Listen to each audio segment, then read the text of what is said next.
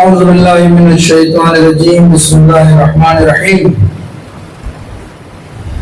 الحمدللہ رب العالمین والصلاة والسلام علی اشرف الانبیاء والمرسلین سیدنا و نبینا ابو القاسم محمد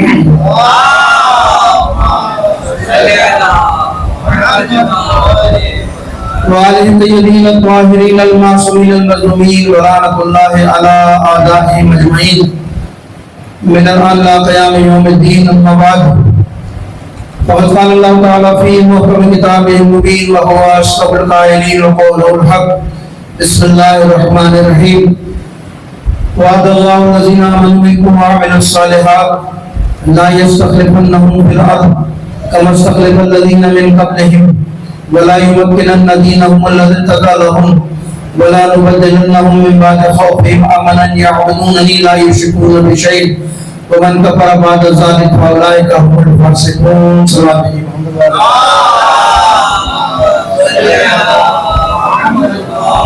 وسلم۔ مطلب آج کو تاخیر ہو گئی اور دور سے میں آ رہا تھا، ٹریفک کا مسئلہ، بارش کی ٹریفک جام تھا، اس میں دیر ہو گئی۔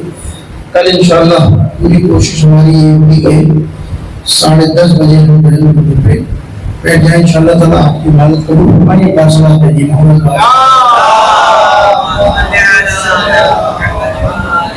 اگر متون سورہ ہمیں یاد ہے ایک اور صلاۃ جی محمد اگر متون سورہ نور کی 55ویں آیت جسے میں نے آپ کے سامنے سلام کلام قرار دیا، تلاوت کا شرف پایا۔ پروردگار عالم اس آیت میں ارشاد فرما رہا ہے کہ وعد اللہ الذین آمنوا منکم وعملوا الصالحات، ہمارا وعدہ ہے صاحبان ایمان سے جو ایمان لائے اعمال صالح انجام دیتے ہیں، ان سے وعدہ ہے ہمارا۔ کیا وعدہ ہے کہ ہم ضرور ضرور تمہیں زمین پر خلافت عطا کریں گے، حکومت عطا کریں گے۔ کما استخلف الذین من قبلہم، جیسے تم سے پہلے لوگ صاحبان ایمان تھے، مومن تھے، ہم نے ان کو بھی خلافت عطا کی تھی، انہیں بھی حکومت عطا کی تھی، تو ہم بھی عطا کریں گے۔ اس کے بعد پروردگار کہہ رہا ہے کہ وَلَا يُمَكِّنَنَّ دِينَهُمُ الَّذِي ارْتَضَىٰ لَهُمْ، اور پھر تم دیکھنا کہ اللہ جب ان صاحبان ایمان کو حکومت دے گا تو یہ صاحبان ایمان کے ذریعے اپنے دین کی بنیادوں کو پروردگار مستحکم اور مضبوط کر دے گا۔ اور جب یہ دین مضبوط ہوگا پروردگار کہہ رہا ہے وَلَا نُبَدِّلَنَّهُم مِّن بَعْدِ خَوْفِهِمْ امنا، پھر تم دیکھنا کہ خوف، ہراس، بدامنی یہ سب ختم ہو جائے گی، اللہ امن و امان کو قائم کر دے گا ان کے ذریعے، صاحبان ایمان کے ذریعے۔ یعبدوننی لا یشرکون بی شیئا، اور جو اس زمانے کا عالم یہ ہوگا کہ لوگ سوائے خدا کی عبادت کی کسی اور کی عبادت نہیں کریں گے۔ ومن کفر بعد ذلک، اور ایسی حکومت میں آنے کے بعد بھی کوئی کفر اختیار کرتا ہے، اس کی مخالفت کرتا ہے، اس کا انکار کرتا ہے، فاولئک هم الفاسقون، تو پروردگار کہہ رہا ہے کہ وہ لوگ فاسقین میں سے فاسق ہیں۔ یہ ظاہری آیت کا ترجمہ میں نے آپ کے سامنے کیا۔ اس آیت کے ذیل میں کچھ مطالب آپ کے سامنے بیان کروں گا، زندگی دی اللہ نے انشاءاللہ تعالی۔ تو اس آیت کی روشنی میں 3 دن ہم گفتگو کریں گے امام زمان عجل اللہ تعالی فرجہ الشریف کے حوالے سے۔ اگر یہ موضوع بڑا طولانی ہے اور مختلف انداز میں مختلف پہراؤں سے اس میں گفتگو کی جا سکتی ہے، بات کی جا سکتی ہے، لیکن ہم کوشش کریں گے 3 دنوں کے اندر کچھ خاص موٹی چیزوں کا خلاصہ آپ کے سامنے کریں۔ لیکن جتنا ضرورت اس زمانے کے اندر حضرت کے موضوعات پر گفتگو کرنے کی ہے، اس زمانے کے اندر جتنا حضرت کی ضرورت کے حوالے سے انسان کو معلومات ہونے کی ضرورت ہے، شاید پہلے کبھی نہ ہو، کیونکہ جس حالات کی طرف آہستہ آہستہ یہ دنیا جا رہی ہے، آہستہ آہستہ جذبات کی طرف یہ رخ بدل رہا ہے، یہ ساری چیزیں حضرت کے ضرور سے مربوط ہیں اور حضرت کے ضرور کی علامتیں بھی بہت ساری ہیں۔ تو کوشش یہ کریں گے کچھ امام کی ضرور کی علامتیں بھی آپ کے سامنے بیان کریں اور تھوڑا سا امام کے حوالے سے بھی آپ کے سامنے گفتگو کریں۔ صلوات بھیجیے محمد علیہ محمد۔ لیکن کیونکہ آج بنیادی آج پہلی مجلس سے تھوڑا سا آیت کریں گے، تشریح کریں گے تھوڑی سی آیت، اس کے بعد پھر کل موضوع آگے لے کے پڑھیں گے اور اس کو کوشش کریں گے کہ آپ کے سامنے علامات بھی بیان کریں, تھوڑی بہت روایت بھی بیان کریں اور علامات بھی بیان کریں. دیکھیے پروردگار کا وعدہ ہے, وعدہ الہی ہے. خدا نے یہ وعدہ کیا ہے کہ اے صاحبان ایمان, وعد اللہ الذین آمنوا منکم وعملوا الصالحات, ہمارا وعدہ ہے ان لوگوں سے جو صاحبان ایمان ہیں, ان سے پروردگار وعدہ کر رہا ہے, ان سے کمٹمنٹ کر رہا ہے پروردگار. اور وہ وعدہ کیا ہے کہ جب تم ایمان لے آؤ گے, جب تم مومن ہو جاؤ گے, جب تم نیک ہو جاؤ گے, اچھے کام انجام دو گے, ہمارے ملکی و فرما بردار بن جاؤ گے, جب تم ہماری اطاعت کرو گے تو پھر یاد رکھو کہ ہمارا وعدہ ہے کہ جب تم ہمارے ملکی فرما بردار ہو جاؤ گے, ہمارے اطاعت گزار بن جاؤ گے, تو ہمارا وعدہ ہے کہ تم اس زمین پر ضرور خلافت عطا کریں گے. جب تم نیک ہو جاؤ گے, اچھے ہو جاؤ گے, تو اس زمین کا نظام ہم تمہارے حوالے کر دیں گے, صاحبان ایمان کے حوالے کر دیں گے. جب یہ نظام صاحبان ایمان کے حوالے ہوگا تو پھر کچھ تبدیلیاں بتا رہا پروردگار کے معاشرے میں, تبدیلیاں وقوع پذیر ہوگی, کچھ تبدیلیاں آئیں گی معاشرے میں. یہ والی تبدیلیاں نہیں جو ہمارے یہاں نعرے لگتے ہیں, ان کی بات نہیں کر رہا. ہمارے یہاں تو نعرے آتے ہیں نا, ہر الیکشن میں آتا ہے کہ نیا سلوگن آتا ہے, ایک نیا نعرہ لوگوں کو دھوکہ دینے کے لیے, اپنے جال میں پھنسانے کے لیے. ایک الیکشن سے پہلے نعرہ آتا ہے, کبھی روٹی, کبھی کپڑا, کبھی مکان, کبھی تبدیلی, کبھی کچھ, ہے نا, یہ آتے نا. لیکن اللہ یہ وعدہ نہیں کر رہا, یہ دنیاوی سیاستدانوں کا نعرہ نہیں ہے, سلوگن نہیں ہے, بلکہ اللہ کا وعدہ. یہاں جو دنیا میں آپ نے نعرے سنے, اس کا حال تو آپ نے دیکھ لیا کہ 75 سال سے نعرے سن رہے ہیں, اور ہر بات پہ آپ ان کو ووٹ دینے چلے جاتے ہیں ظالموں کو, اور 75 سال سے آپ یہ دیکھ رہے ہیں کہ ہم ترقی ہونے کے بجائے آہستہ آہستہ تنزلی کے غار میں گرتے جا رہے ہیں. اب تو نوبت یہ آ گئی کہ خبیثوں نے خود ہی حکمرانوں نے اعلان کر دیا کل پرسوں میں کہ بھیا کہ ملک چلنے والا نہیں ہے. اب سن رہے ہیں, تو خود ہی تفسیر سن رہے ہیں, ہم تو پتہ نہیں کب سے کہہ رہے ہیں. لیکن پروردگار کہہ رہا ہے کہ ان حالات سے مایوس نہ ہونا, یہ جتنے بھی حکمران ہیں سب آزمانو تم, جو بھی دنیا میں حکمران ہے, جو بھی نظام دنیا میں تم آزمانو. لیکن پروردگار کہہ رہا ہے سارے نظام کو آزمانے کے بعد, ان سارے نظام کو آزمانے کے بعد مایوس بھی نہ ہوگا.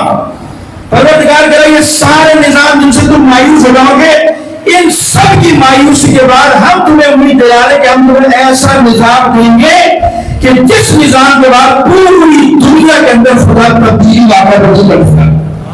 پوری دنیا کے اندر تبدیلی آ جائے گی, ابھی بیان بھی کریں گے آگے جا کے. یعنی پروردگار کہہ رہے جب یہ تم اپنی حکومت آزمانو گے نا, پھر ہم تم سے ایک وعدہ کر رہے ہیں حکومت تم آزمانا پھر دے گا. تو پروردگار یہاں وہی وعدہ کر رہا ہے. کیا کہہ رہا ہے پروردگار کہ ہمارا وعدہ تمہیں زمین پر حکومت دیں گے, خلافت دیں گے, جب تم ہمارے بندے بن جاؤ گے, جب تم نیک بن جاؤ گے, متقی پرہیزگار, تو یہ نظام تمہارے حوالے کر دیں گے. اور جب یہ نظام صاحبان ایمان کے ہاتھ میں آئے گا, مومنوں کے ہاتھ میں آئے گا, تو پھر پروردگار بتا رہا ہے تبدیلی آئے گی, لازمی تبدیلی آئے گی. اور جس پہلی تبدیلی کا پروردگار قرآن میں ذکر کر رہا ہے, وہ کیا کہہ رہا ہے کہ جیسے ہی صاحبان ایمان طاقت میں آئیں گے, قدرت میں آئیں گے, ان کے ہاتھ میں نظام آئے گا, تو پروردگار کہہ رہا ہے دیکھنا کہ تم سب سے پہلی تبدیلی آئے گی کہ پروردگار ان کے ذریعے سے پوری دنیا کے اندر اپنے اسلام کی بنیادوں کو مضبوط کر دے گا. اللہ اسلام کی بنیادوں کو مضبوط کرے گا. اچھا ہونا کیا چاہیے تھا, اسلام کی بنیادوں کو مضبوط کرے گا. حکومت ابھی میں بتا دوں, تھوڑی تشریح بھی کرتا جانا چاہوں گا. پروردگار کہہ رہا ہے اسلام کی بنیادیں مضبوط ہو جائیں گی. جب یہ اسلام مضبوط ہوگا تو ہوگا کیا, نتیجہ کیا نکلے گا, ادھر اسلام مضبوط ہوا, اسلام نے دنیا میں جڑیں پکڑی, اللہ نے اسلام کو استحکام دیا, مضبوط کیا جیسے ہی صاحبان ایمان کے ذریعے. تو پھر دیکھنا پہلی تبدیلی جو دنیا کے اندر آئے گی, وہ تبدیلی آئے گی کہ پروردگار کہہ رہا ہے وَلَا نُبَدِّلَنَّهُم مِّن بَعْدِ خَوْفِهِمْ أَمْنًا. یہ دنیا جو دہشت زدہ ہوگی, خوف و ہراس میں مبتلا ہوگی, دہشت گردی ہوگی, ظلم ہوگا, بربریت ہوگی, بے امنی ہوگی چاروں سو. پروردگار کہہ رہا ہے جیسے دین کی بنیاد میں مضبوط ہوگی, اللہ اس دین کے قائم ہو گئی, پوری دنیا کے اندر امن و امان قائم کر دے گا. اللہ کہہ رہا ہے دین کے آتے امن و امان قائم ہوگا. ہمیں تو مغرب بتا رہا ہے کہ یہ دین آ گیا تو سب کا بیڑا کر جائے گا, اور اللہ تو کہہ رہا ہے تبدیلی آئی امن ہوگا, دین کے قائم ہو گئی. تو کتنا فرق ہے قرآن کے وعدے میں اور مغرب کی نعروں میں, فرق ہے نہیں. قرآن کہہ رہا ہے دین مضبوط ہوگا تو دنیا میں امن و امان قائم ہوگا, اور یہ مغرب دھوکے باز لوگوں کو دھوکہ دیتے کہ اگر یہ اسلام پھیل گیا تو پوری دنیا کے اندر دہشت گردی پھیل جائے گی, پوری دنیا کے اندر ظلم پھیل جائے گا. ہاں انہوں نے جس اسلام کی تشریح کی ہے وہ جو کہہ رہے وہ صحیح ہے, کیونکہ انہوں نے امیہ کے اسلام کو دیکھا تھا. قرآن جس کا وعدہ کر رہا ہے وہ بنی ہاشم محمد محمد کے دین کی بات کر رہا ہے. چلو آتے جی محمد والے محمد پر.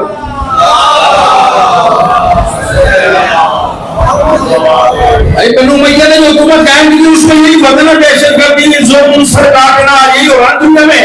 یہ دنیا میں اڑوس پڑوس میں جو آپ کی حکومت آتی ہے کیا ہوتا ہے سرکار دو رن سے کار دو جدا کر دو یہ کر دو وہ کر دو. انہوں نے اسلام کا یہ دیکھا تھا خوارجیوں والا. انہوں نے کوئی حکومت عالمی نہیں دیکھی دہلی کی حکومت ہی دیکھی تھی کہ جب وہ قائم ہوئی تھی تو پوری دنیا کے اندر امن و امان قائم ہونا شروع ہو گیا تھا. تو یہ حکومت ہوا ہے. پروردگار کہہ رہا ہے کہ یہ جیسے دین مضبوط ہوگا تو کیا ہوگا؟ دین مضبوط ہوگا تو اللہ اس کے ذریعے دنیا میں امن و امان قائم کر دے گا. اب دیکھیے جب حکومت بنتی ہے نا تو حکومت بننے کے بعد سب سے پہلے کیا ہوتا ہے جیسے کوئی حاکم بنتا ہے وزیر بنتا ہے وزیر اعظم بنتا ہے تو وہ پالیسی صاف خلاف پتہ نہیں کرتا ٹیلی ویژن پہ آ کر سارے آپ ٹیلی ویژن کھول کے بیٹھ جاتے بھائی آپ کچھ کوئی نہیں بات کرے گا وہ تو قرآن نہیں ہے کسی پہ نہیں ہے وہی ہے کچھ نہیں ہے لیکن بیٹھ جاتا ہے ان کو سننے کے لیے کہ شاید کوئی نئی بات ہو. تو اسلام کیا کر رہا ہے جیسے حکومت آئی تھی صاحبان ایمان کی تو آپ کی حکومت آتی تو کیا کہتی ہے کہ بھائی آنے کے بعد اب ہماری حکومت آ گئی ہم مارک صحیح کر دیں گے. ہماری حکومت آ گئی غربت بہت ہے تنخواہیں بڑھا دیں گے. ہماری حکومت آ گئی ہم لوگوں کو غریبوں کو مکان دیں گے.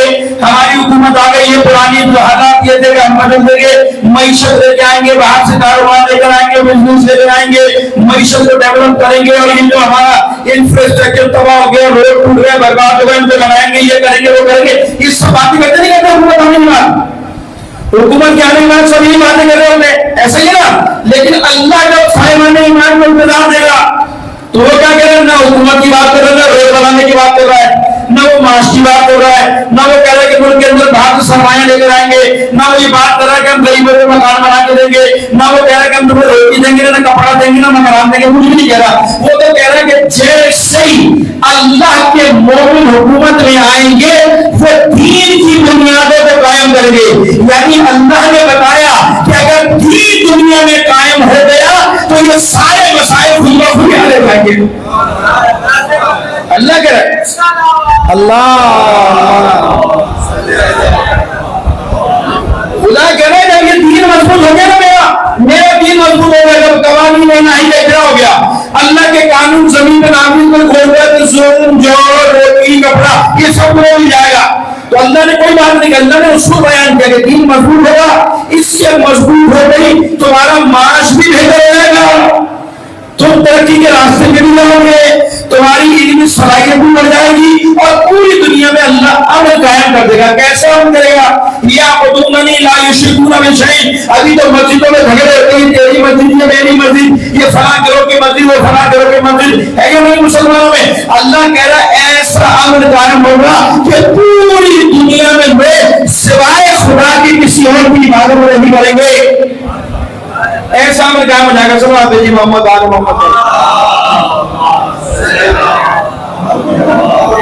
یعنی جھگڑے نہیں بڑھ جائے گا لوگ اللہ کی بندگی کریں گے لوگ اللہ کی عبادت کریں گے اور پھر پروردگار نتیجہ دے گا. دیکھو ایسی حکومت قائم ہونے کے بعد جس میں اللہ کا دین مضبوط ہو جائے گا امن و امان قائم ہو جائے گا اور لوگ اللہ کی بندگی عبادت کریں گے. اگر اس کی بھی تو مخالفت کرو گے نا ایسی حکومت کی تم فاسقین میں سو تم کفر کرنے والوں میں سو ایسی حکومت کا مقابلہ نہ کرنا ایسی حکومت کے مقابل نہ آنا. تو یہ قرآن نے ایک فریم ورک دیا ہے پروردگار نے انسان کو بتایا کہ جب ایمان جاؤ گے جو تمہارا مقصود ہے جو اسلامی نظریہ ہے وہ کیا ہے. پروردگار چاہتا یہ ہے کہ صاحبان ایمان کے ذریعے معاشرے کو اور عبادت کو شرک سے پاک کر دے. یعنی خدا کرتے جو انسان کی خلقت کا مقصد ہے کیا ہے انسان کی خلقت کا مقصد وما خلقت الجن والانس الا ليعبدون. ہم نے اللہ کو انسان کو پیدا نہیں کیا اللہ نے مگر یہ جن اس کو پیدا کیا کہ ہماری بندگی کرے ہماری عبادت کرے. تو پوری مخلوق کو اللہ نے اپنی بندگی کے لیے پیدا کیا نا. تو اللہ چاہتا ہے کہ ان صاحبان ایمان کے ذریعے یہ کفر یہ شرک کا معاشرہ عبادت و شرک سے مبنی ہے پر مبتلا ہو رہے لوگ یہ سب شرک سے پاک کر کے خالص خدا کی بندگی کرے. خدا چاہتا ہے اس حکومت کے قیام کے بعد کہ خالص لوگ میرے ہو جائیں. کیوں کہ اللہ نے یہ ساری کائنات خلقی مخلوق کے لیے یہ چاند یہ سورج یہ ہوائیں یہ چرند یہ پرند یہ حیوانات یہ جو کچھ بھی تمہیں کائنات میں نظر آ رہا ہے یہ سب خلقی اللہ نے مخلوق کے لیے بھی آپ کے لیے میرے لیے. اللہ کے لیے کہہ رہا میرے بندے یہ سب کچھ میں نے تیرے لیے خلق کیا ہے اور تجھے میں نے اپنے لیے بنایا ہے. سیدی محمد آل محمد. تو یہ اسلام کی آئیڈیالوجی ہے کیا کہ خالص معاشرہ، توحید پر مبنی معاشرہ، خالص عبادت خدا کی. یہ مادہ پرست لوگ ہیں جن کا نظریہ یہ ہے، وہ کہتا ہے کہ نہیں کوئی ضرورت نہیں ہے بھیا، سب یہ دنیا اللہ نے بنائی اس لیے عیش کی زندگی گزارو، آرام کی زندگی گزارو، سب کچھ کرو. نہیں، اسلام کبھی مادیت کا اور وہ نہیں کرتا مادیت ہو، یہ فنا ہونے والی چیزوں کی اسلام جو ہے اس کے پیچھے لگاتا. انسان کو جو پروردگار ڈائریکشن دے رہا ہے وہ کہہ رہا ہے کہ نہیں مارنے کے پیچھے مت جانا، فنا ہونے والی چیزوں کے مت جانا، یہ تو تمہارے لیے بنائی ہے، سب فنا ہو جائے گی، تمہیں میں نے اپنے لیے بنایا ہے. ہاں، ان دنیا کی نعمتوں سے فائدہ اٹھا کر تم خدا تک پہنچنا چاہتے تو صحیح ہے، لیکن یہ دنیا مقصود نہیں ہے. تو اس آیت میں پروردگار عالم نے انسان کو یہ آئیڈیالوجی دی ہے کہ دیکھو اللہ کی حکومت جو قائم ہوگی وہ اس لیے قائم ہوگی تاکہ لوگ اللہ کی عبادت کریں. آپ بات کو آگے بڑھاتے ہیں. یہ حکومت، یہ کس کی حکومت ہے؟ یہ آیت کی تھوڑی تشریح بیان کروں آپ کے سامنے. یہ ہے کیا، اس سے مراد کیا ہے؟ دیکھیے، یہ جو پروردگار عالم نے کہا کہ بنا ہم نے تم سے پہلے صاحبان ایمان کو حکومت دی تھی، کما استخلف الذین من قبلہم، یہ کون ہے، کس کی بات ہو رہی ہے؟ اب اس میں مفسرین کے اندر مختلف آراء ہیں مفسرین، کیونکہ آج مقدماتی گفتگو نا، پھر آگے بات کو بولیں گے. بعض کہتے ہیں کہ یہ جو پروردگار نے خلافت کا ذکر کیا نا، یہ خلافت ہے جو حضرت آدم کو ملی تھی. انی جاعل فی الارض خلیفہ، آدم کو ہم نے زمین پر خلیفہ بنایا تھا نا، یہ اس طرف اشارہ ہے کہ جب ہم نے ان کو زمین پر خلیفہ بنایا تو خلافت دی تھی، تو یہ اس طرف اشارہ کر دیا ہے، اس کی ان کی خلافت کی طرف اشارہ کر دیا. بعض کہتے ہیں کہ نہیں، یہ ان کی خلافت کی طرف اشارہ نہیں ہے، بلکہ جناب داؤد کو جو ہم نے حکومت دی تھی، یا داؤد انا جعلناک خلیفۃ فی الارض فاحکم بین الناس بالحق، اے داؤد ہم نے آپ کو خلافت دی کس لیے، آپ تاکہ درمیان حق و انصاف کو قائم کریں، حق کو قائم کریں. کہتے ہیں اس طرف اشارہ کیے. بعض کہتے ہیں کہ نہیں، یہ تو حضرت سلیمان کی حکومت کی طرف اشارہ ہے کہ اتنی بڑی حکومت، ہواؤں پہ حکومت، جنوں انسان کو حکومت دی، اتنا بڑا اقتدار کو دیے، اس کی طرف اشارہ کر رہی ہے. بعض مفسرین کہتے ہیں کہ نہیں، یہ تو بنی اسرائیل کی طرف اشارہ ہے کہ بنی اسرائیل سے وعدہ کیا تھا جب ظلم و بربریت ان پر ہو رہی تھی، فرعون نے ان پر ظلم کیا تو پروردگار نے کہا تھا ہمارا وعدہ ہے نجعلہم ائمۃ، تمہیں امام بنائیں گے، ونجعلہم الوارثین، تمہیں زمین کا وارث بنائیں گے. یہ بات کہتے ہیں کہ اس کی طرف اشارہ ہے. حتیٰ کہ کہتے ہیں آگے جا کے لوگ کہتے ہیں مفسرین کہتے ہیں کہ نہیں بھائی، یہ تو پیغمبر کی حکومت کی طرف اشارہ ہے کہ جب پروردگار خدا کے رسول نے مکے سے ہجرت کے لیے مدینے آئے تھے، وہاں جو اسلامی حکومت قائم کی تھی نبی نے، یہ اس طرف اشارہ ہے. یہ تمام مفسرین نے اپنے نظریات بیان کیے، لیکن ان سارے نظریات کو بیان کرنے کے بعد ایک جملہ کہتے ہیں سب، وہ کہتے ہیں کہ نہیں، اب تک پوری دنیا میں وہ خلاصہ بیان کرتے ہیں، یہ حضرت آدم کو حکومت ملی، داؤد کی طرف، سلیمان کی طرف، فلاں کی طرف، فلاں کی طرف، وہ ساری چیزیں بیان کرنے کے بعد وہ کہتے ہیں کہ نہیں، یہ مسئلہ یہ نہیں ہے. وہ کہتے ہیں کہ اس کا، وہ کہتے ہیں کہ ابھی تک پوری دنیا میں آدم سے لے کر خاتم تک اور خاتم سے لے کر آج تک پوری دنیا میں اللہ کا دین قائم نہیں ہوا، نہ پوری دنیا کے اندر امن قائم ہوا، نہ پوری دنیا کے اندر لوگ اللہ کی بندگی کے لیے جمع ہو گئے، اللہ کے علاوہ کسی اور کی عبادت نہیں کرتے، ایسا کبھی تک ہوا ہی نہیں ہے. تو اس کا مطلب یہ کہ آیت کا حکم جاری ہے، آیت ابھی اپنے کمال تک نہیں پہنچی، آیت اپنے کمال تک اب پہنچے گی. آخر میں سارے مفسرین کہتے ہیں کہ نہ ابھی پوری دنیا میں دین قائم ہوا، نہ پوری دنیا میں امن قائم ہوا، نہ پوری دنیا کے اندر لوگ اللہ کی عبادت پر جمع ہوئے. اس کا مطلب یہ کہ آیت کا مصداق کوئی اور ہے، آیت کا کمال کوئی اور ہے. پھر آخر میں سب سے لکھا ہوگا کہ اس آیت کا کمال حقیقی وہ قائم ہے جو پردہ جب وہ ظاہر ہوگا تو پوری دنیا میں عدل و انصاف کو قائم کر کے سب کا خاتمہ کرے گا.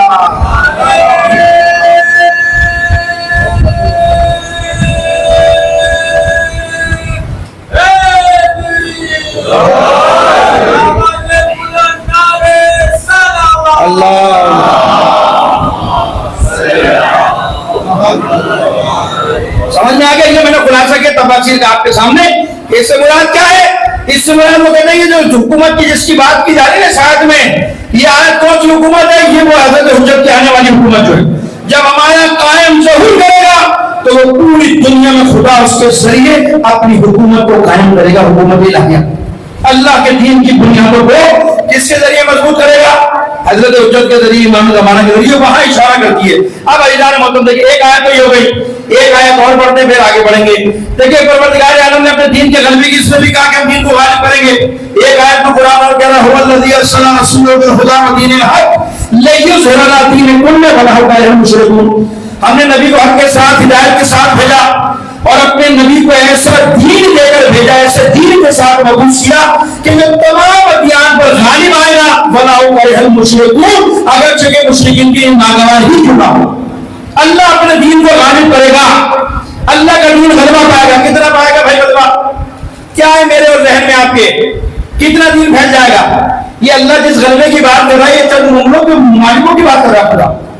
یعنی اللہ یہ کہہ رہا ہے کہ بھائی آپ 57-58 ملک اسلامی, تو پھر ایسا کریں گے ہم دین کا غلبہ ایسے 57 کے بجائے اور تھوڑی محنت ہوگی, لوگ کوششیں کریں گے, کاوشیں کریں گے, علماء محنت کریں گے, دین جو ہے وہ 57 سے نکال کے 60 ملک ہو جائیں گے, 60 سے 80 ملک ہو جائیں گے, 100 ملک ہو جائیں گے, 150 ملک ہو جائیں گے, اور مسلمان کو جلائیں گے. بھائی دیکھو کہاں 60-57 ملک تھے مسلمانوں کے, اسلامیوں 200-300 ملک ہو گئے اور مسلمان کچھ ہوں گے. دیکھو بھائی اسلام کا غلبہ ہو گیا.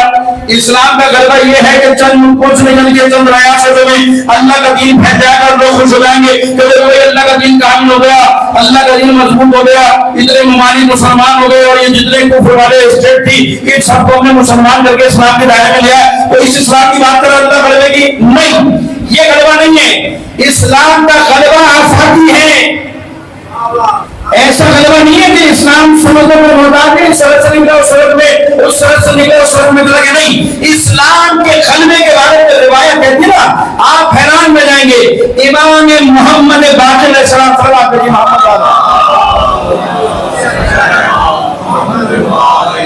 امام باقر ارشاد فرماتے ہیں کہ روح زمین پر, روح زمین پر, ملک کی بات نہیں کر رہے, روح زمین پر کوئی مٹی کا گھر, کوئی خیمہ, بیابانوں میں کوئی پتھر کا گھر, جنگلوں میں رہتا ہے, یہ روایت کا خلاصہ کرو مختلف, جنگلوں میں کوئی رہتا ہے, بیابانوں میں رہتا ہے, مٹی کے گھر میں رہتا ہے, خیمے میں رہتا ہے, پتھروں کے گھروں میں رہتا ہے, حتیٰ کہ کوئی اگر پہاڑوں کے خانے میں بھی رہتا ہے.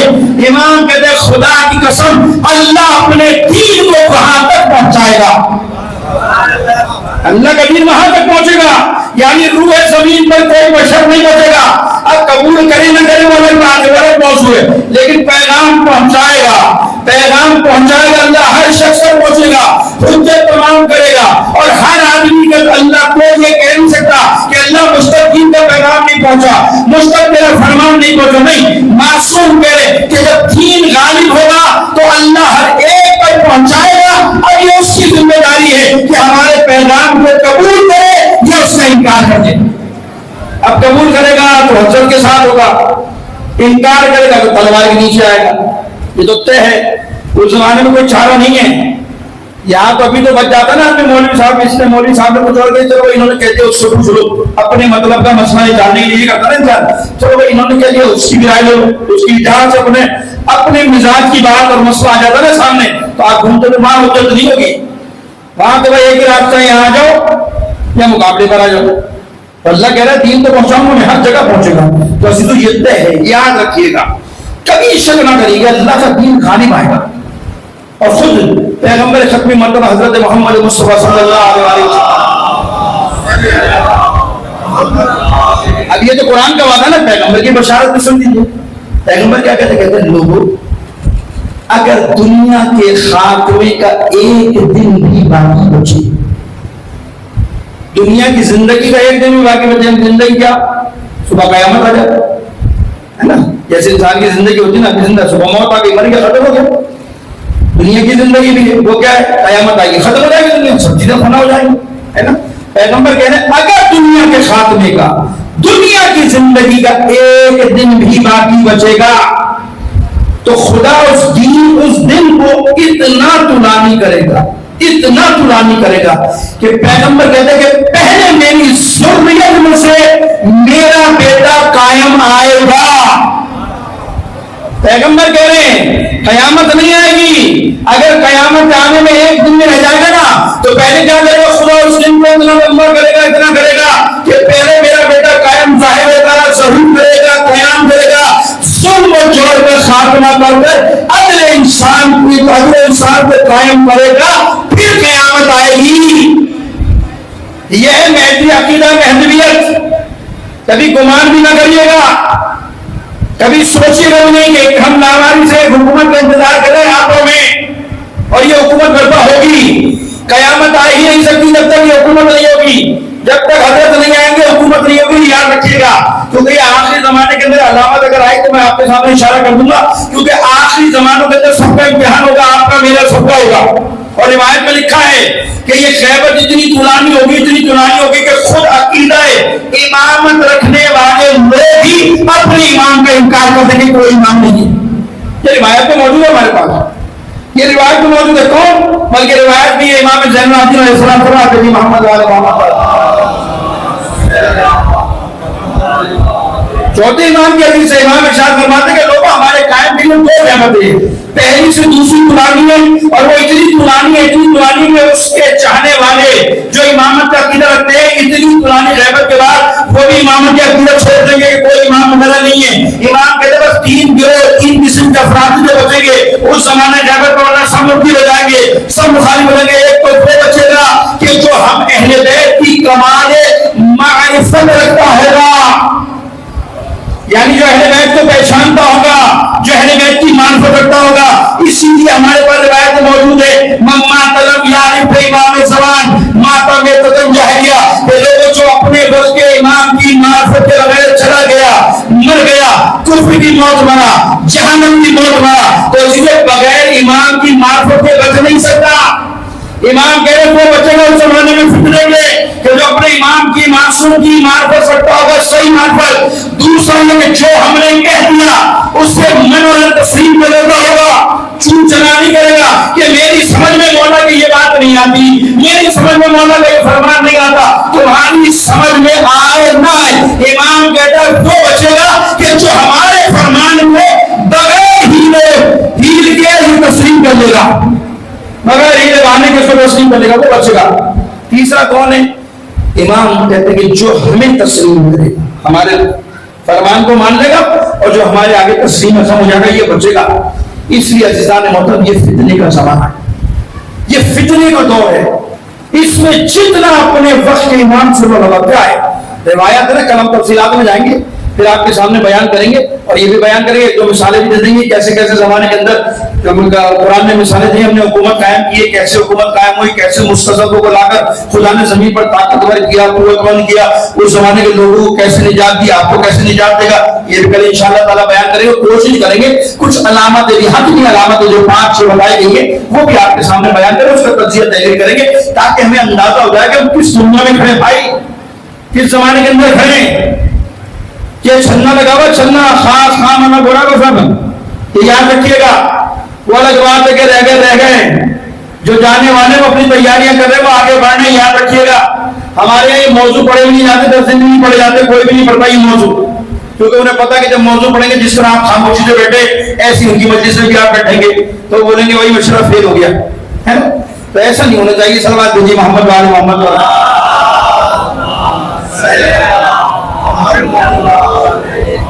اتنا غور سے بات اس کا میں نے یہ بات کی نا, لوگ کہتے ہیں نا غور سے بات سننا ہے, تو میں کہتا ہوں بھائی اتنا غور سے سننے سے ہمیں پریشانی ہو جائے, زیادہ غور سے سننے سے ہمیں پریشانی ہو جاتی ہے. ہاں وہ کرتے رہیں گے, چلتے رہیں گے. سر آتے جی محمد والا محمد.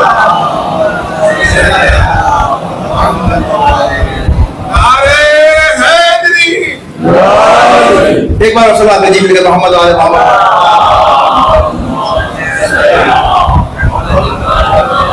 تو ادھر مطلب یہ وعدہ الہی یہ پورا ہوگا, یہ طے ہے, خدا کا وعدہ ہے, حتمی یہ ہوگا.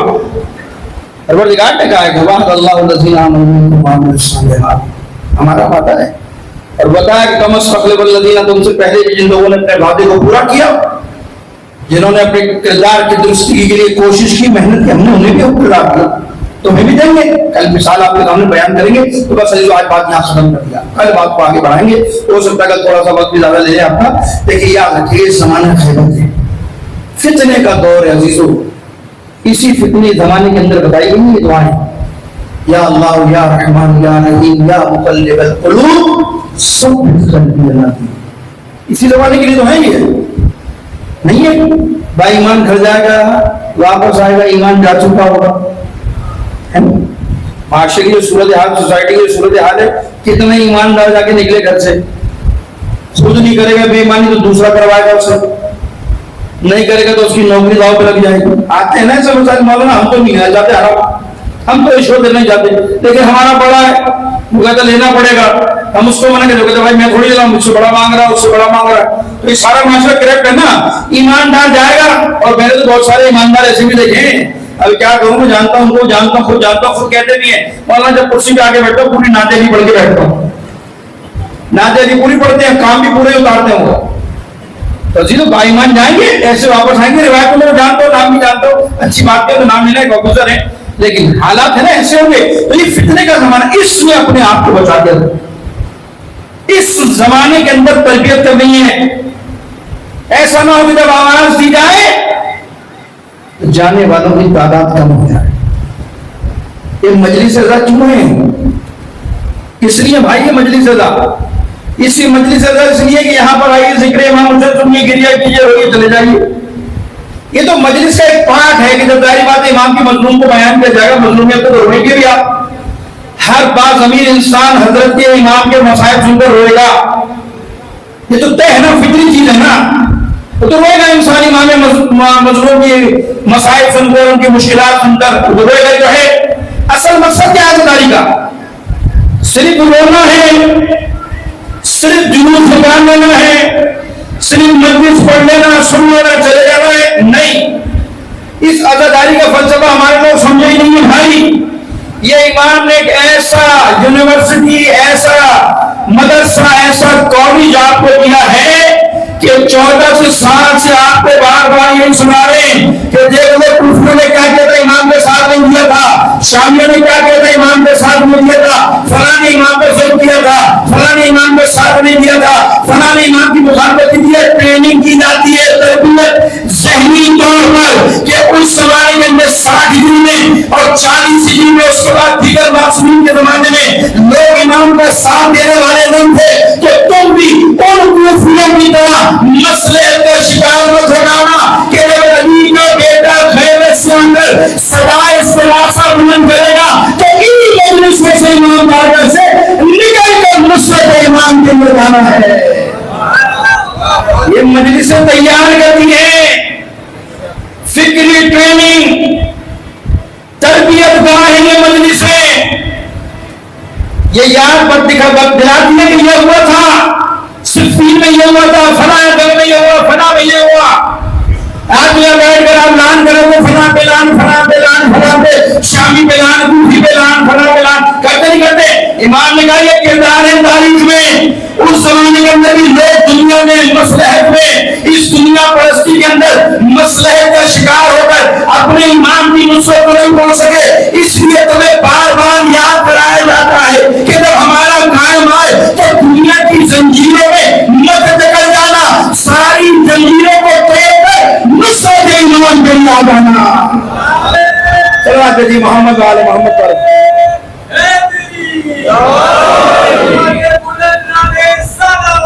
اللہ صلی اللہ.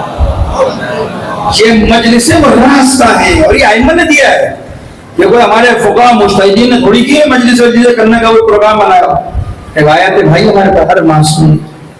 کربلا کا سب سے پہلا آئی وٹنس کون ہے؟ امام سجاد ہے یا نہیں ہے؟ انہوں نے کربلا کیسے پہنچایا؟ گریا ہے, اصحاب کو بلا کر پڑھو میری جب کے مسائل.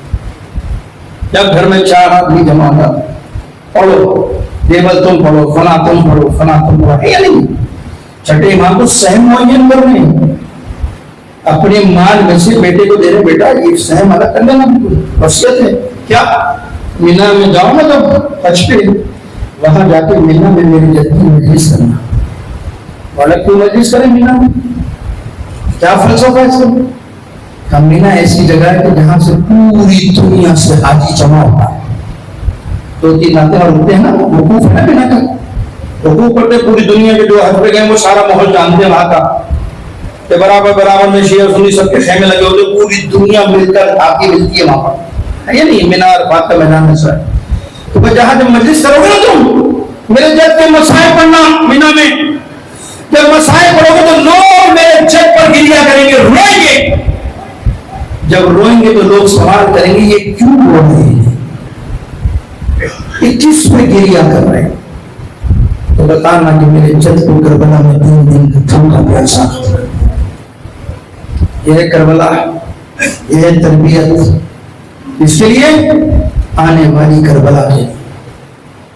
یہ کربلا اور بھی ہے بھائی. وہ کربلا کون سی ہے؟ وہ کربلا وہ ہے کہ جب حسین کے خون ناحق کا انتقام دیا جائے گا,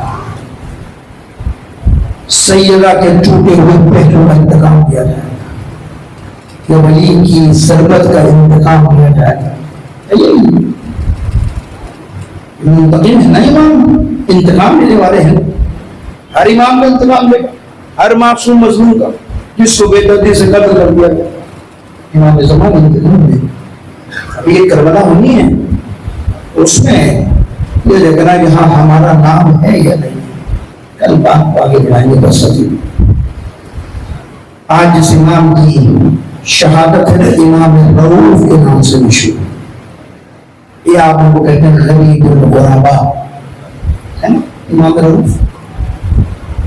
خدا کی قسم اسی امام رؤوف نے کہا لوگوں جو میرے جد کے غم میں روئے یا رائے, جب انہیں جیسی شکل بنائے تو میں رضا ضمانت دیتا ہوں کہ اس پر جنت واجب ہے. اسی معصوم نے اللہ تعالیٰ نے آج گلستان امامت کا 8واں امام اس دنیا سے رخصت ہو. کوئی معصوم ایسا نہیں جس کو تلوار یا زہر سے قتل نہ کیا گیا. ہر معصوم کو قتل کیا زہر سے. اس میں سے ایک امام معصوم امام رضا. اللہ تعالیٰ نے حسین مامون وہ حاکم ہے, طاقتور ہے. امام رضا بول لے گیا اپنا مشیر بنا, معاون بنا, لے تو گیا. لے کسی طرح سے گیا تھا کہ خوف زدہ تھا کہیں اگر میں یہاں سے چلا جاؤں ایسا نہ ہو کہ میرے خلاف امام کو لشکر جمع کر کے میرے خلاف کوئی بغاوت ہو جائے, میری حکومت گرانے کی کوئی سازش لے گیا بنا. امام نے بولی ہے کہ وہ چلے گئے, لیکن امام تو امام ہے. امام مناظرے پڑھیے, اماموں کے دربار میں جو کچھ مناظرے ہوئے, جو کچھ ہوا, ساری باتیں امام جہاں بیٹھے گا وہ مرکز بن جائے گا. یہ خصوصیت امام ہے. بادشاہ بیٹھا لیکن امام کی اپنی حیثیت, اپنا ایک مقام, ایک اپنا جاہ و جلال ہے امام کا. دیکھتا تھا امام کہ میں بادشاہ ہونے کے بعد بھی میری وہ حیثیت نہیں ہے جو امام رضا کی حیثیت ہے. اور جو مناظرے بڑھتے گئے, مناظرے ہوتے گئے, لوگوں کے دلوں پر امام کی محبت کا اثر ہوتا چلا گیا اور نزدیک ہوتے چلے گئے. آہستہ آہستہ آہستہ ڈرتا تھا مامون کہ کہیں ایسا نہ ہو. یہ لوگ آہستہ آہستہ امام کے جمع ہونا شروع ہوئے, کہیں میرے خلاف مصیبت ہے. فیصلہ کیا سر, کیا فیصلہ کیا؟ فیصلہ کیا کہ امام رضا کو شہر دے کر قتل انہیں راستے سے ہٹا دیا. اب مختلف روایات ہیں, انار کے ذریعے شہد دیا گیا, انگور کو زہر دیا گیا, انار کی زیادہ روایتیں ملتی ہیں. بہرحال امام کو شربت میں انار کے یا انگور کے درس میں زہر دیا گیا. بعض روایت کہتے ہیں کہ گرمی شدید ہے, اور بعض یہ بھی کہتے ہیں کہ امام روزے سے بھی ہے. یہ یاد رکھے گیا ہے کہ یہ اس غریب کا بیٹا ہے کہ اس کا باپ بھی غریب تھا, غریب بغداد تھا. اس کا جنازہ اٹھانے والا بھی کوئی نہیں تھا. جب مامون کے باپ نے زہر دے کر قتل کیا ہے امام موسی کاظم کو, تو جنازہ کہاں رکھا؟ بغداد کے پل پر. امام رضا کے والد کے جنازہ کس نے اٹھایا؟ مزدوروں نے, 4 مزدوروں نے جنازہ اٹھایا ہے.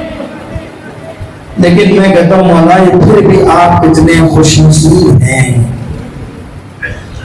اس قدیس نے بلایا, بٹھایا اور شربت پیش کیا گیا.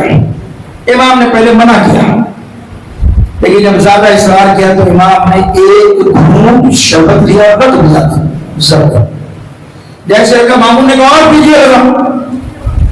امام نے کہا نہیں، اور ایک جملہ کا اِنَّا لِلَّهِ وَإِنَّا إِلَيْهِ رَاجِعُونَ۔ مامون جس مقصد کے لیے تم نے مجھے بلایا ہے نا وہ تیرا مقصد پورا ہو گیا، تو اپنے مقصد میں کامیاب ہو گیا۔ اللہ تعالیٰ نے حسین روایت کرتی کہ زہر اتنا شدید تھا کہ ابھی امام نے ایک آدھی گھونٹ پیا تھا کہ آہستہ آہستہ اس زہر کا اثر امام کے چہرے پہ نمودار ہونا شروع ہوا۔ امام کے جگر کے کٹنے ٹکڑے کٹنے شروع ہوئے، ازادارہ چہرہ متغیر زد ہونا شروع ہوا۔ ازادارہ نے بس امام نے کہا تو مجھے اجازت دے۔ جیسے امام اٹھے تو امام کے قدم لڑکھانا شروع ہوئے زہر کے اثر کی وجہ سے، اور ایک روایت کہتی ہے خون کی لے بھی امام نے کی ہے۔ ازادارہ حسین بس امام کے چاہنے والے حضرت امام کے ساتھ ہیں، امام کو سہارا دیا کہ فرزند رسولی کیا حال ہو گیا آپ کا، یہ کیا کیفیت ہو گئی؟ امام کہتے کہ مامون نے مجھے زہر دے دیا ہے، مامون کے زہر کا اثر ہے۔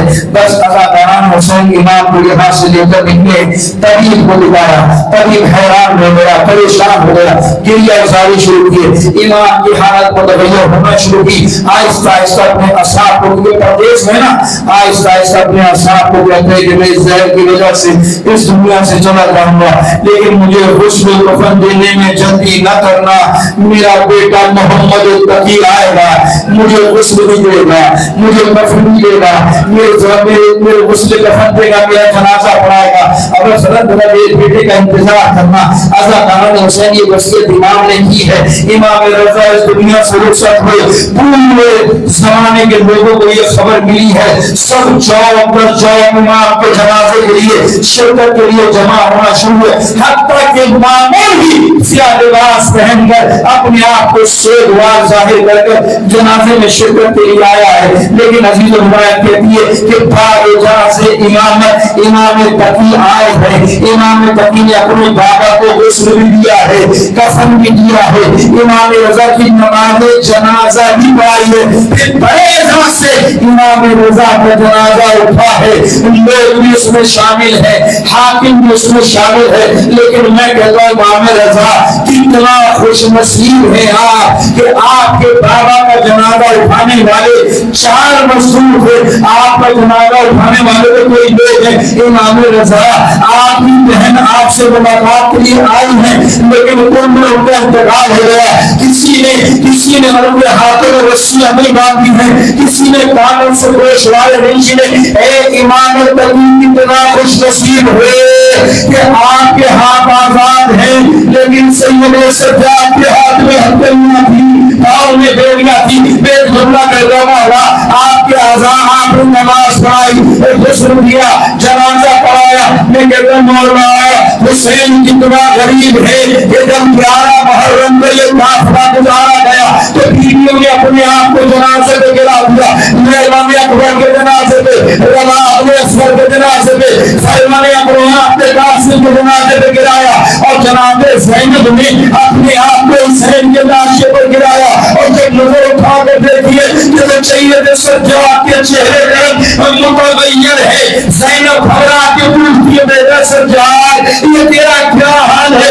روے کر کہتے پھوٹی اماں ارے انسان سے بتاؤ کہ جس کا جوان بیٹا ہوا ہے اس کے باپ کا جنازہ کفن ہے اور کوئی جنازہ اٹھانے والا نہیں۔ اے امام رضا علی اکبر کا جنازہ اٹھانے والا کوئی نہیں تھا، حسین کا جنازہ اٹھانے والا کوئی نہیں تھا، لیکن امام تقی نے آپ کا جنازہ اٹھایا، آپ کا نماز جنازہ ہوا۔ لیکن مولا کربلا میں ایک منظر ہوئے تھے کہ جنازہ حسین اٹھانا تو بہت دور کی بات ہے، تھوڑے کی نام بندی کی گئی ہے، کام رشتہ تیار کیا گیا، حسین کے حسین کے لاشے پہ بھیڑے سے پامال کیا گیا، کاموں سے پامال کیا کہ جناب زینب اپنے بھائی کے لاشے پر آئیے کہ کوئی بھائی میں پریشانی نہیں ہے، آسمان کی دور میں بیٹھا تو نگایا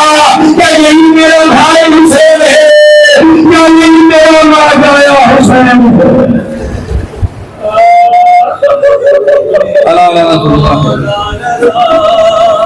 اے میرے مولا رضا، اے میرے مولا رضا، میرے مولا رضا ہے میرے مولا رضا ہے میرے مولا رضا ہے میرے مولا رضا ہے میرے مولا رضا ہے میرے مولا رضا ہے میرے مولا رضا ہے میرے مولا رضا ہے میرے مولا رضا ہے میرے مولا رضا ہے میرے مولا رضا ہے میرے مولا رضا ہے میرے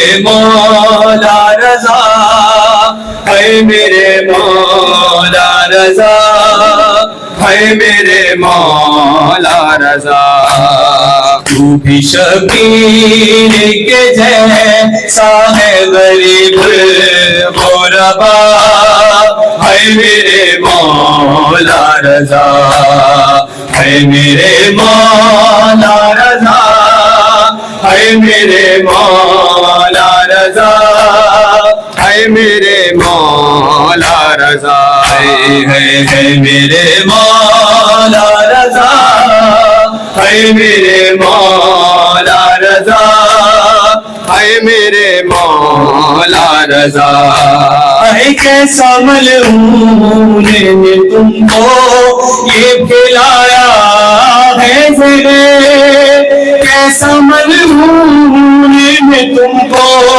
یہ کھلایا ہے زرے کٹ کٹ کے جگے منہ سے نکلتا ہے تیرا ہے میرے مولا رضا ہے میرے مولا رضا ہے میرے مولا رضا ہے میرے مولا رضا ہے میرے مولا رضا ہے میرے مولا رضا ہے میرے مولا رضا ہے کیسے ملعون نے تم کو یہ کھلایا ہے مجھے کیسا ملعون نے تم کو یہ کھلایا ہے مجھے کٹ کٹ کے جگے منہ سے نکلتا ہے تیرا ہے میرے مولا رضا ہے میرے مولا رضا ہے میرے مولا رضا ہے میرے مولا رضا ہے دیکھ کر تم تو تڑپتے ہوئے اے مولا میرے دیکھ کر تم تو تڑپتے ہوئے اے مولا میرے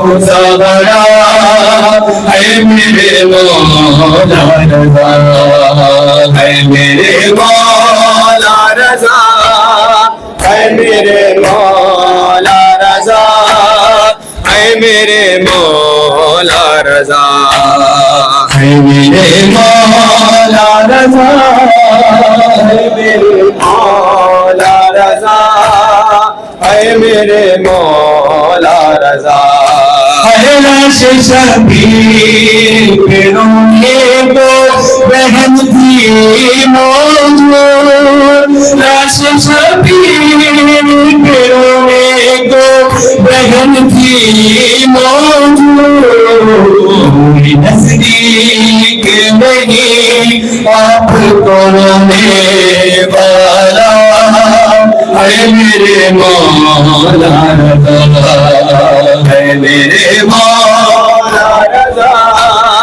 ہے میرے مولا رضا ہے میرے مولا رضا ہے بھائی پہچانا نہیں جاتا یہ بولا خادم آئے پہچانا نہیں جاتا یہ بولا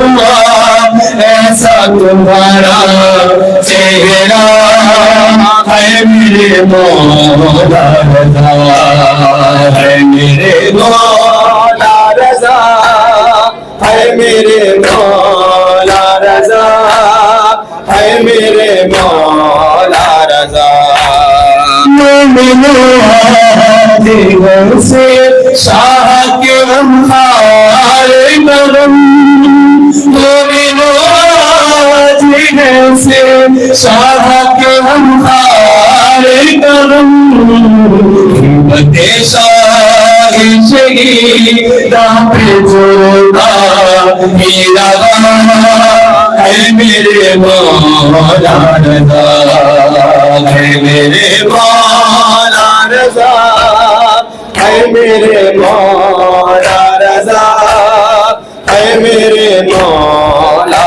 رضا ہے چند سال دنیا سے یہ شبیر کا جو چند سال دنیا سے یہ شبیر کا جو ماتم گریان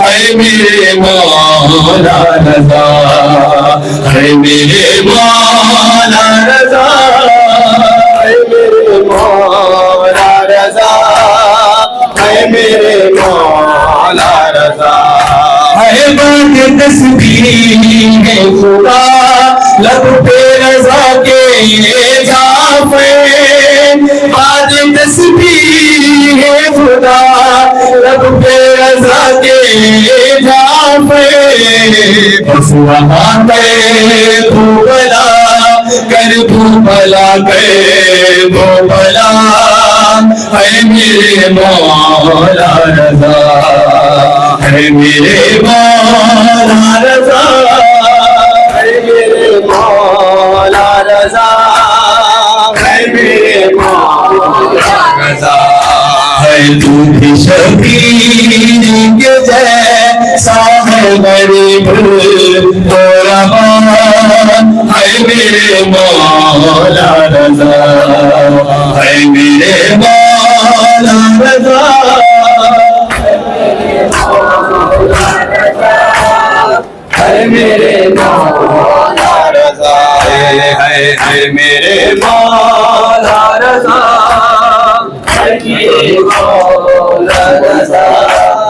ہے میرے مولا رضا سکینہ سوئی نہیں ہے جو اتنے سالوں سے ہے سکینہ سوئی نہیں ہے جو اتنے سالوں سے سکینہ سوئی نہیں ہے جو اتنے سالوں سے ہے سکینہ سوئی نہیں ہے جو اتنے سالوں سے ابھی بھی خون نکلتا ہے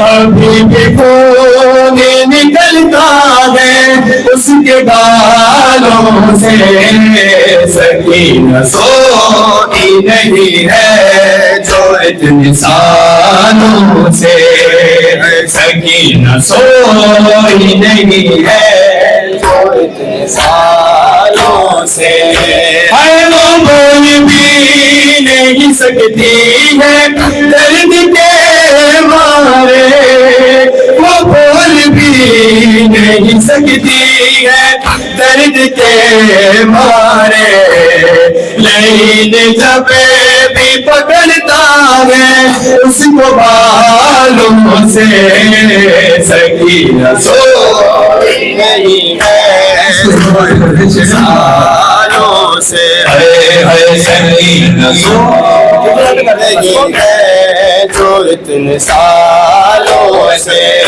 ہے وہ میں نے کہتی تھی بابا اب نظر میں کرو وہ بین کہتی تھی بابا پہ اب نظر میں کرو میں زخم کھاؤں گی نیزوں سے اور بھالوں سے سکینہ سو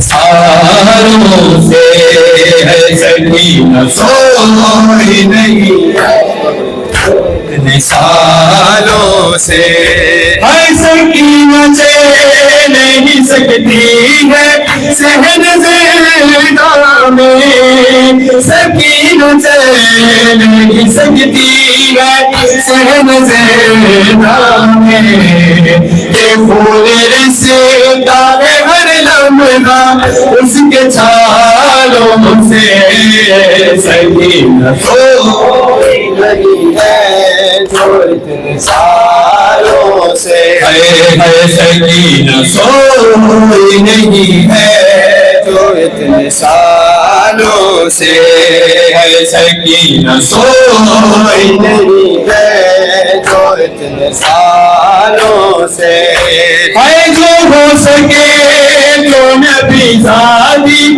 اور دے دو جو ہو سکے تو نبی زادی اور دے دو وہ کہتی ہے سر بازار شام والوں سے سکینہ سوئی نہیں ہے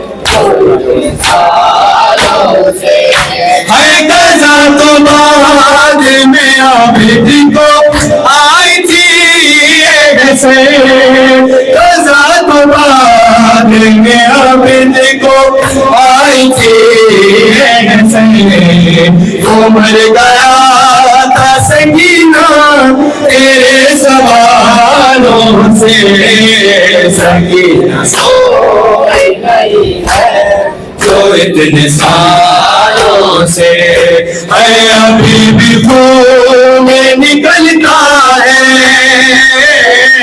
ابھی بھی خون نکلتا ہے اس کے بالوں سے سکینہ سوئی نہیں ہے جو اتنے سالوں سے ہے سکینہ سوئی نہیں ہے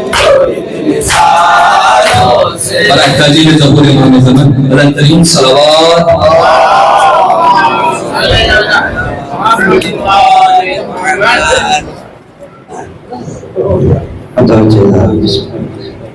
السلام علیکم یا ابا عبداللہ السلام علیکم یا ابن رسول اللہ السلام علیکم یا ابن امیر المؤمنین و ابن سید الوسیین السلام علیکم یا ابن فاطمة الزہراء سیدۃ النساء العالمین السلام علیکم یا ابا الفضل العباس ابن امیر المؤمنین السلام علی الحسین وعلى علي بن الحسين وعلى أولاد الحسين وعلى أصحاب الحسين السلام عليكم جميعا ورحمة الله وبركاته السلام عليك يا ولي الغرباء السلام عليك يا معين الضعفاء والفقراء السلام عليك يا شمس الشموس يا انيس النفوس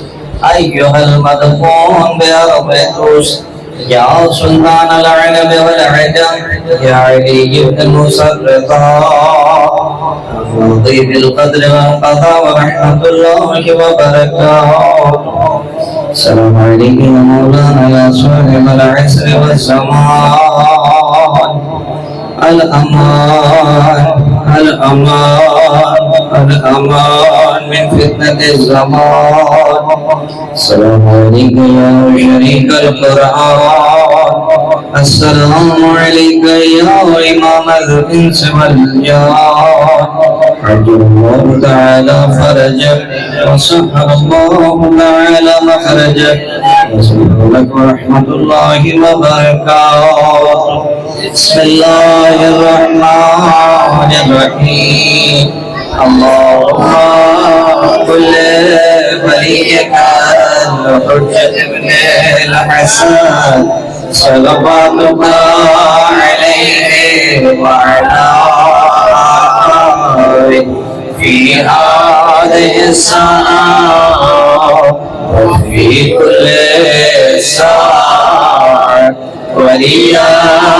وحافظا وقائدا وناصرا ودليلا وعينا حتى تسكنه أرضك طوعا وتمتعه فيها طويلا برحمتك يا أرحم الراحمين.